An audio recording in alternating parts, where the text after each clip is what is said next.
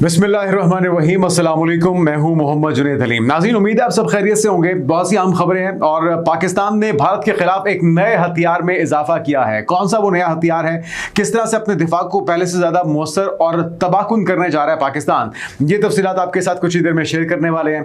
फिर आपको बताएंगे कि वज़ीर दाखिला मोहसिन नकवी बहरीन के दौरे पर हैं और पाकिस्तान और बहरीन दोनों के दरमियान जो दिफाई ताउन है उसे मज़ीद बढ़ाने के लिए बहुत से एग्रीमेंट्स होने जा रहे हैं। अहम मुलाकातें हुई हैं, किन किन शख्सियात से उनकी मुलाकातें हुई और क्या उसमें दोनों ममालिक के ताल्लुकात में खासतौर पे दिफा के शोबे में पेशरफ्त होने जा रही है, ये आपको बताएंगे। और फिर आपको बताएंगे कि पाकिस्तान और रूस के दरमियान जो कुर्बतें हैं वो बढ़ने का एक और सबूत सामने आया है। पाकिस्तान की स्टील मिल दोबारा से काम करने जा रही है और एक बहुत बड़ा संग मील इसे कहा जा रहा है पाकिस्तान की मईशत के मुस्तहकम करने के सिलसिले में। और कब से इस डील का जो बाकायदा आगाज है होगा, कब से इस पर अमल दरामद किया जाएगा और कब से पाकिस्तान की स्टील मिल एक बार फिर से अपने काम का आगाज करेगी, अपनी प्रोडक्शन का आगाज करेगी, ये सारी तफसीलात कुछ ही देर में आपके साथ शेयर करते हैं। और एक और मुल्क भी है नाज़रीन, ये कहानी यहीं पे खत्म नहीं होती।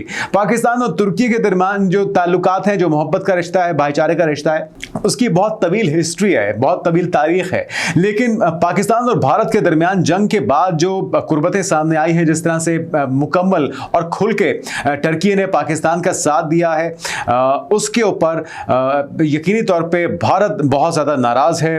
टर्की का बाइकआउट करने की बात हो रही है, टर्की के टूरिज्म को, टर्की के अंदर जो काम करने वाले उनके मुख्तलिफ आर्टिस्ट हैं, आमिर खान को भी तनकीद का निशाना बनाया है।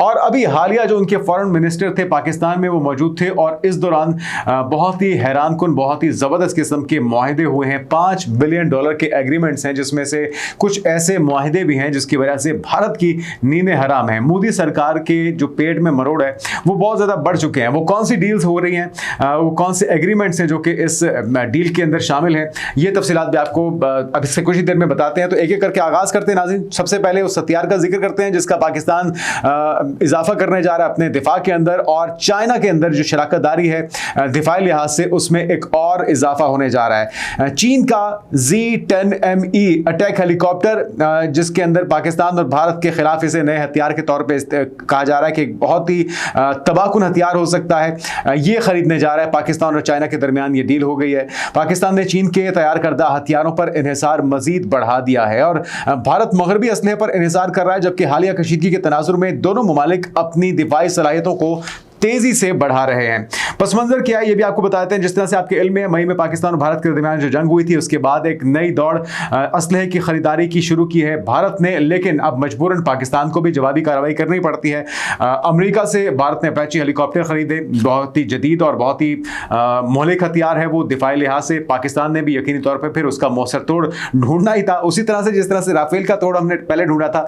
राफेल को J-10C और PL-15 मिसाइलों के जरिए हमने ज़मीन बोस किया ना, जो उनकी धूल चटाई थी, वो आप सबके इल्म में है। लेकिन ये जो जदीद हथियार है नाज़रीन, ये भी बहुत तबाहकुन है तो ये चाइना का, लेकिन ये अपाची के ऊपर भी भारी पड़ सकता है। पाकिस्तान ने चीन से Z-10ME 40 अटैक हेलीकॉप्टर खरीद लिए हैं और ये इकदाम भारत की जानिब से 6 अमरीकी AH-64 अपाची हेलीकॉप्टरों के हसूल के जवाब में किया गया है।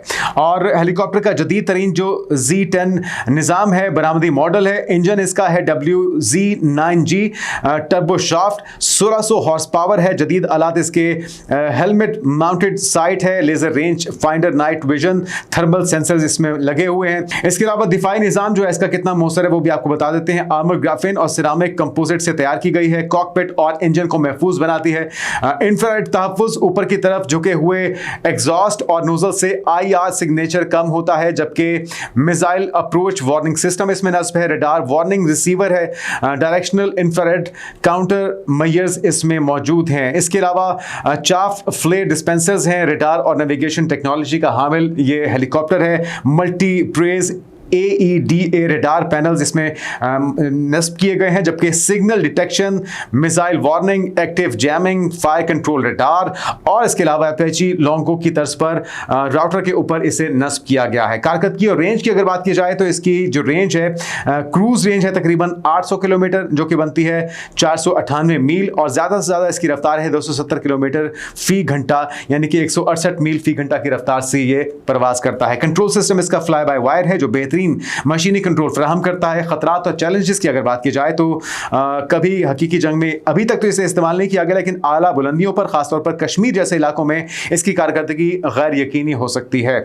और अब भी दुनिया का सबसे ज़्यादा आजमूदा जो हेलीकॉप्टर है वो तो अपाची है, लेकिन ये उसका तोड़ कहा जा रहा है, क्योंकि चाइना जो चीज़ बना रहा है, चाहे वो F-35 के जवाब में उनके J-35 हों, या फिर जिस तरह आपने देखा है राफेल का मुकाबला किया है J-10C ने, तो उसके बाद कंपैरिजन करना जो है वो इतना आसान नहीं होगा कि आप कह सकेंगे जी मगरबी जो हथियार हैं वो चाइना से ज़्यादा मौसर हैं। ये डिपेंड करता है उसे इस्तेमाल करने वाले पे, और उसके अंदर कितनी कैपेबिलिटी है, उसकी ट्रेनिंग कितनी अच्छी है, उसका इस्तेमाल वो कितने मौसर अंदाज में करता है।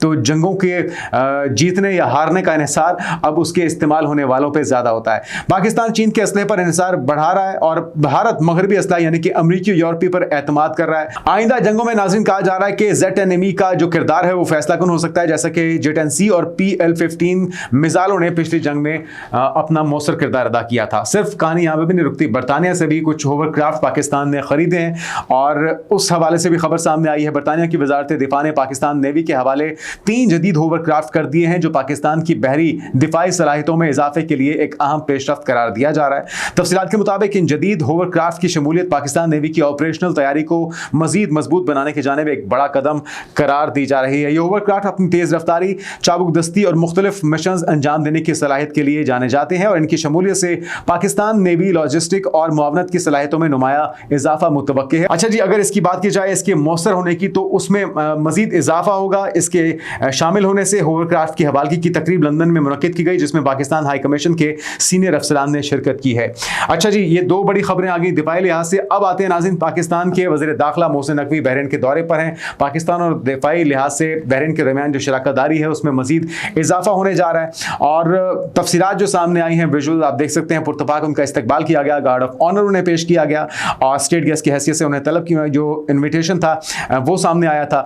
पाकिस्तान और बहरीन के दरमियान सिक्योरिटी ताउन को मजीद बढ़ाने पर इत्तेफाक हुआ है। पाकिस्तान और बहरीन ने सिक्योरिटी ताउन को मजबूत बनाने की जरूरत पर जोर दिया। इस हवाले से मुतअद्दिद मुलाकातों में अहम उमूर पर गुफ्तगू भी हुई है, जिसके अंदर हम आपको बता देते हैं कि बहरीन के जनरल शेख राशिद बिन अब्दुल्ला अल खलीफा से उनकी मुलाकात हुई है, यानी कि उनके वज़ीर दाखिला और पाकिस्तान के वज़ीर दाखिला मोहसिन नकवी दोनों इस मुलाकात में मौजूद थे। दहशतगर्दी, इंसानी स्मगलिंग और मनशियात के खिलाफ ताउन पर भी तबादला ख्याल हुआ, जबकि पाकिस्तान बहरीन मुश्तरका सिक्योरिटी कमेटी को मजीद मौसर बनाने पर भी इस मुलाकात में नाज़रीन गुफ्तगू हुई है। तो एक अहम मुलाकात है, दोनों ममालिक के दरमियान इंसानी स्मगलिंग, मनशियात के खिलाफ ताउन को ख़त्म करने पर भी मजीद ताउन बढ़ाने की बात हो रही है। और साथ में air chief marshal Zaheer Ahmed Babar Sidhu की बहरीन नेशनल गार्ड के commander general Sheikh Mohammed bin Isa bin Sulaiman Al Khalifa से इस्लामाबाद में मुलाकात हुई है इसी दौरान, और इसमें भी दिफाई तरबियत और फौजी ताल्लुकात को मजीद वुसअत देने पर जोर दिया गया है। बहरीनी कमांडर का इस मौके पर क्या कहना था? उन्होंने कहा कि पाक फिजाया की मकामी तैयारियों और टेक्नोलॉजी में तरक्की की हम तारीफ करते हैं, उसके मोतरफ हैं, जिस तरह से दीगर ममालिक से साउथ अफ्रीका हो, चाहे वो खुद चाइना हो, वो मोतरफ है पाकिस्तान की एयरफोर्स की सलाहियतों का और उसकी तकनीकी जो सलाहियतें हैं उसका। तकनीकी ताउन में दिलचस्पी का इजहार भी किया जनाब बहरीन की तरफ से। पाकिस्तान के national aerospace science and technology park से साजो सामान खरीदने की ख्वाहिश का इजहार भी किया जा रहा है। तो अजरबैजान के बाद, बांग्लादेश के बाद अब बहरीन अगला मुमकिना खरीदार हो सकता है पाकिस्तान के J-17 थंडर का, और ये मुलाकातें दोनों ममालिक के दरमियान गहरे ताल्लुकात और सिक्योरिटी ताउन के नए इम्कानात की अक्कासी भी करती हैं। तो नाज़रीन, बहुत ही मस्बत रही है मुलाकात, और उम्मीद करते हैं कि जो दोनों ममालिक के दरमियान दिफाई ताउन है वो नई बुलंदियों को छुएगा, उसमें बहुत बेहतरी देखी जाएगी। अब आते नाज़रीन उस खबर की तरफ जो कि पाकिस्तान की मईशत के लिए बहुत ही बड़ा ब्रेक थ्रू इसे करार दिया जा रहा है। अरसे दराज से कई दहाइयों से बंद पाकिस्तान स्टील मिल एक बार फिर से शुरू और अपना काम करने, ऑपरेशन करने जा रही है। हज़ारों की तादाद में जो उनके एम्प्लॉयज़ हैं, एक बार फिर से उन्हें रोज़गार मुयसर आ सकेगा। खबर क्या है वो भी सुन लीजिए। पाकिस्तान और रूस का अहम मुआहिदा, भारत के एतराज़ात मुस्तरद। पाकिस्तान और रूस ने कराची में पाक स्टील मिल्स की बहाली के लिए बाकायदा मुआहिदे पर दस्तखत कर दिए हैं। तमाम तर जो कोशिशें थी भारत की वो रायगा गई, पाकिस्तान को तनहा करने की, पाकिस्तान को इकनॉमिकली ज़बोहाली का शिकार करने की। और ये जो खबर आई है इसमें पाकिस्तानी सफारतखाना मॉस्को में मौजूद था, और वहाँ पे जो ऑफिशियल्स थे उनके दरमियान ये दस्तखत हुए। ये स्टील मिल 1973 में सोवियत यूनियन के ताउन से ही कायम हुई थी। आपको याद होगा, एक तवील हिस्ट्री है। रशिया ने ही अपने एक्सपर्टीज के जरिए इसका आगाज करवाया था। 1973 में पाकिस्तान स्टील मिल्स PSM को दोबारा से फाल करने और तोसी देने के लिए मुआहिदा अब रशिया से दोबारा तय पा गया है। पाकिस्तान की जानिब से secretary industries and protection Saif Anjum, रूस की जानिब से इंडस्ट्रीज इंजीनियरिंग LLC के जनरल डायरेक्टर वादम वेलिचको और इसके अलावा दीगर हुकाम मौजूद थे। पस मंजर यह है कि 2015 में इसने काम बंद कर दिया था नाज़रीन। 10 साल के बाद दोबारा से ऑपरेशनल होने जा रही है। सिंध हुकूमत ने 2024 में रूस से मदद की दरख्वास्त की थी और मिल की बुनियादी ढांचे की हालत ख़राब थी और माली खसारे में ये चल रही थी, जिसकी वजह से हज़ारों लोग बेरोज़गार हुए थे। जबकि हारून अख्तर वज़ीर आज़म के मोमिन ख़ुसूसी ने इस मौके पर यह कहा है कि रूस का ताउन हमारे तारीख़ी ताल्लुकात की अक्कासी और सनती मुस्तक़बिल के लिए पुरअज़्म वाबस्तगी है, जबकि स्टील मिल्स की बहाली और पैदावार की तोसी नए सनती बाब का आगाज़ है और दो तरफा इक़्तिसादी शराकत दारी को इसमें फ़रोग़ दिया जाएगा। पाकिस्तान और रूस कुदरती इत्तेहादी हैं। हम इस्लामाबाद को माशी तवानाई का अहम पार्टनर समझते हैं। ये रूसी डिप्टी वज़ीर आज़म एलेक्सी ओवरचुक की तरफ से इस मौके पर जो बयान सामने आया वो भी सुन लीजिए। जून 3 को रूसी वज़ीर ख़ारजा सरगई लारोफ और पाकिस्तान के मुशीर सैयद तारिक फातमी की भी मुलाकात हुई और रूस ने पाकिस्तान के साथ ताउन बढ़ाने की ख्वाहिश का इयादा किया। रेलवे कनेक्टिविटी भी आगे बढ़ रही है। पाकिस्तान और रूस मुतादिद रेलवे मंसूबे भी शुरू करने जा रहे हैं और पाकिस्तान से बरह रास्त मॉस्को के लिए ट्रेन सर्विस है 2025 में इसका भी आगाज़ होने जा रहा है और जल्द से जल्द इसे मुकम्मल किया जाएगा। तो रूस और पाकिस्तान के दरमियान जो शराकतदारी है ये नई बुलंदियों को छू रही है और जो नए ताउन हैं, नए मंसूबे हैं, उनके ऊपर तेज़ी से काम आगे की तरफ बढ़ रहा है। लेकिन कहानी नाज़रीन यहाँ पे ख़त्म नहीं होती। असल खबर अब आ रही है जिसकी वजह से नरेंद्र मोदी और उनकी सरकार की नींदें हराम हो चुकी हैं। खबर क्या है? इंडिया वर्ल्ड NDTV वर्ल्ड क्या रिपोर्ट कर रहा है वो भी सुन लीजिए। Turkey Pakistan nexus deepening defence ties, Turkey support Pakistan naval modernisation.